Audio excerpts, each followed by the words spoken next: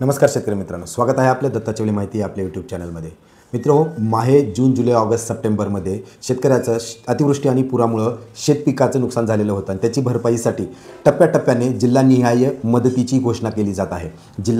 प्रत्येक जिल्ह्यामध्ये किती क्षेत्र बाधित आहे, किती शेतकरी बाधित आहेत, त्यासाठी मदत ही काय जाहीर झालेली आहे। मागच्या 16-17 तारखेला वेगवेगळ्या जिल्ह्याचे GR काढण्यात आले आहेत। आज आपण पाहणार आहोत की 16 तारखेला जे 5 जिल्हे आहेत, कोणत्या जिल्ह्यामध्ये किती टक्के बाधित क्षेत्र दाखवलेलं आहे आणि किती मदत वाटप झालेली आहे। सोबतच 17 तारखेच्या पण GR मध्ये काही कोकण विभागातले आणि पुणे विभागातले जिल्हे आहेत। तर GRच्या माध्यमातून पटकन पाहूया की कोणत्या जिल्ह्याला किती मदत मिळालेली आहे। तर सगळ्यात अगोदर आपण बघणार आहोत 16 ऑक्टोबरचा जो GR आहे। 16 ऑक्टोबरच्या GR मध्ये काय सांगण्यात आलेलं आहे की सप्टेंबरमध्ये जे अतिवृष्टीमुळे नुकसान झालेलं आहे, तर कोणकोणते जिल्हे आहेत आणि यामध्ये पुणे विभागातील याचं सांगण्यात आले की सातारा, कोल्हापूर आणि छत्रपती संभाजीनगरमधले बीड, धाराशिव, लातूर, परभणी आणि नांदेड। तर अशा प्रकारे हे 2 आणि हे 5 आणि 5 7 जिल्ह्याचा समावेश केलेला आहे यामध्ये। आणि सप्टेंबर महिन्यामध्ये जी मदत वाटप जी होणार आहे ती म्हणजे 1356,30,22,000 फक्त। तर यासाठी प्रत्येक जिल्हानिहाय यादी आपण बघूया की पुणे विभागामध्ये साताऱ्यामध्ये सप्टेंबरचा जो नुकसान झालेला आहे त्याचा प्रस्ताव हा 14 तारखेला पाठवण्यात आला होता। बाधित शेतकरी आहेत 11,113 आणि बाधित क्षेत्र जे आहे 4,219.28 हेक्टर आणि जे मदत मिळणार आहेत 629 म्हणजे 630 लाख। कोल्हापूरमध्ये सप्टेंबर महिन्यात जी अतिवृष्टी झाली आहे त्याच्यासाठी अहवाल काढण्यात आला आणि तब्बल 5,860 शेतकरी बाधित दाखवले। त्याची जमीन जी आहे हेक्टरी 1,693 आणि बाधित क्षेत्र जे आहे 1,693 इतकं आहे आणि 318.00 लक्ष इतकी मदत ही वाटप झालेली आहे।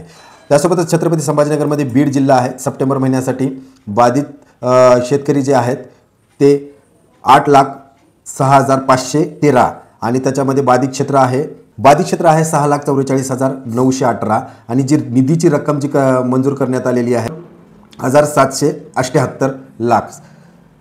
त्यासोबतच धाराशिवमध्ये बाधित शेतकरी आहेत 4,04,656 आणि हेक्टर जी किती बाधित क्षेत्र झालेलं आहे ते 3,11,291 जवळपास 3.25 लाखाच्या आसपास हे बाधित क्षेत्र दाखवलेलं आहे आणि जी रक्कम आहे 29,249 लाख रुपये इतकी मदत त्यासाठी मिळाली आहे। लातूरमध्ये बाधित शेतकऱ्याची संख्या आहे 4,15,492 त्यासाठी हेक्टर बाधित क्षेत्र आहे 23,06,628 आणि जी रक्कम आहे 20,238 लक्ष।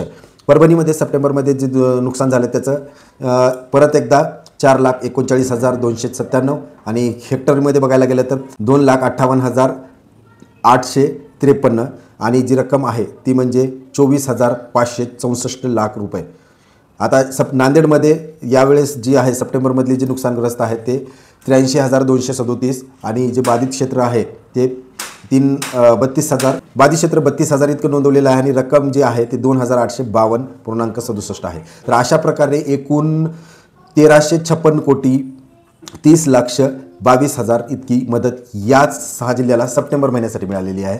सोबतच आपण पाहणार आहोत की जुलै ते ऑगस्टमध्ये 17 ऑक्टोबरला जो GR काढण्यात आलेला आहे त्याच्यामध्ये जुलै ते ऑगस्टमध्ये अतिवृष्टी आणि पुरामुळे काय झालेलं आहे, कोणते जिल्हे आहेत त्याच्यामध्ये परत एकदा कोकण विभाग आहे। कोकण विभागामध्ये ठाणे केवळ 1 शेतकरी बाधित दाखवलेला आहे आणि त्याला जी काही रक्कम आहे ती 8,000च्या हिशोबानंच मिळालेली आहे। रायगडमध्ये 218 शेतकरी बाधित दाखवलेले आहेत।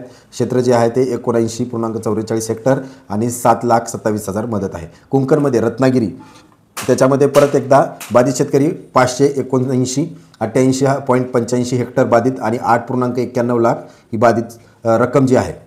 सिंधुदुर्गमध्ये ऑगस्ट 2025ला जे बाधित क्षेत्र आहे ते शेतकरी जे आहे ते 141 आणि बाधित क्षेत्र आहे 25.87 आणि रक्कम जी आहे ती 4,69,000 इतकी आहे। नागपूरमध्ये गोंदिया आणि चंद्रपूर जिल्हा आहे, त्यामध्ये गोंदियामध्ये परत 1 शेतकरी बाधित दाखवलेला आहे। चंद्रपूरमध्ये 15,384 शेतकरी बाधित आहेत आणि त्यासाठी बाधित क्षेत्र जे आहे ते 14,046.67 हेक्टर। आता छत्रपती संभाजीनगरमध्ये जुलै आणि ऑगस्टमध्ये जे काही अतिवृष्टी झाली होती त्याच्याबद्दलही जुलैमध्ये जे आहे ते 257 आणि ऑगस्टमध्ये 2,129 आणि त्याच्यासाठी लागणारी रक्कम म्हणजे 12.33 आणि 106.44। अशा प्रकारे 13,33,79,000 फक्त ही अशा प्रकारे या विभाग कोकण, नागपूर आणि छत्रपती संभाजीनगर यासाठी केलेली आहे।